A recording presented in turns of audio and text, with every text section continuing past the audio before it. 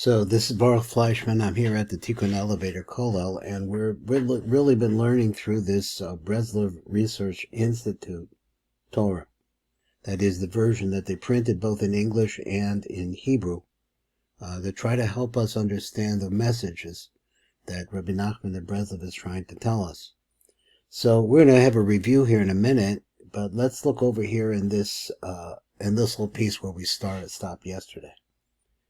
So when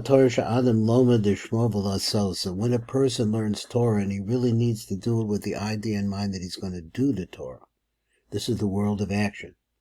The letters of the Torah that the person reads, and if you were just listening to the shir on astrology, you saw that he said the same thing. These letters, let's see, they says, fulfilling neshamos. Now let me see if I got this right. I started. He said, all the yotzes are sparks of neshamos. In other words, there's within the letters themselves, he's saying that there's godliness within the letters. And then the letters themselves, which have this kedusha within inside of them, are lodged in the prayers. And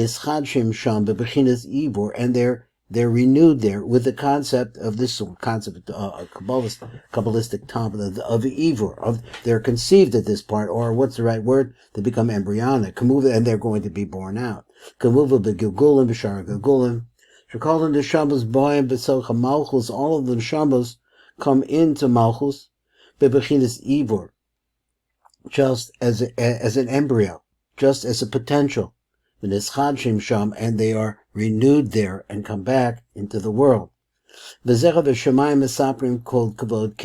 the concept that the heaven, he says, the heavens say over the glory of God. So he says, what is Shemayim? Shemayim is a combination of two words. One word is fire, the other word is water. So it's fire and water. That's steam. And that is the aspect of the neshamas. The boyim b'socha tefillah, and those neshamas, which we said are the sparks which are hidden inside of the letters of the Torah, boyim b'socha tefillah, they come into the tefillah itself. Shehu bebechinas kavod keil. The tefillah is the glory of God. Kemosha kazav simu kavod tehilasa. Place kavod in his prayer. Bechinas usihilase echtamlach, which is that concept that we said yesterday in my prayer. I will nose that to you. What nose are we talking about? When he says this, so you have to understand there are layers and layers and layers that cover over the Ein Sof Baruch Hu. And the beginning of the reality as we understand it begins with a concept which is called Eric Anpin. And Eric Anpin is the master parts of Etzilus. It runs from the beginning of Etzilus to the end of Etzilus. It becomes the model of that Etzilus is the prototype for all the worlds that fall below. Different names, different words, but the same ideas. So Echtam is the nostril of Eric Anpin. Kavayachal, if it's possible to say that Eric Anpin had, but it comes to do with the breath of the nose of Eric Anpin. So there's a lot to be said about that, and we'll keep going on. In the tefillah, so now you take the neshamas, which is the penimius of the tefillah. Hanikras kavod, and now the neshamas, the tefillah itself is called kavod. Al shem shehim al beshes al sana, because it clothes itself within us. So Rabbi Yochanan karel l'ma'aner mechabdusa. So the Rabbi Yochanan, who was the tzaddik Adar of his generation, he called his clothing mechabdusa, that which glorifies him. It's a metaphor for the fact that the world clothes the light of the Ein Sof Baruch Hu, which is inside of everything, which the Rebbe has been saying is that we have to search for the seichel, that's been called davar. Nikwas kavod keil, and this is why it's called the kavod of keil. Keil is the first word of the 13. Hashem, Hashem, keil rachum v'chanum, like that. That's that keil. That's the flow from Eric Anpin. And then what happens is that they shine into each other. That is, the neshamos which are in the letters with the neshamos, and neshamas me'irin l'tefillah, bebechilas Allah's mayim nukvin. Now what is mayim nukvin? We said before. Mayim nukvin is female waters, it's the request, it's the need. That when we need, and we call on God, He brings us answers. Tefillah me'ira, and then the tefillah comes and it shines. And it brings into the neshama new ideas, new possibilities, new life. And it makes it new again, like the aspect of a freshly formed embryo. It becomes embryonic and ready to grow. So these neshamas, which are these sparks, which come from the Ein Sof Baruch Hu, which are clothed in tefillah, Hamuvachah, the tzaddik, which are brought before the tzaddik, Shebador of the generations. What is the tzaddik able to do? Remember what he says that Moshe, that the Jewish people are all like limbs of the Mishkan, but we're so different. We come from different places. We look different. We don't recognize each other, but that's still us. Only the tzaddik Adar can put that together. Shebador hein bebechinas v'sulas acharecha v'rohusecha v'vohuslo. So the virgins, your handservants will follow after you and they will be brought to you. Now there's a little piece down here in the bottom. And let me see, here it is. It's a review. And I can bring the camera down a little bit lower so we can read it.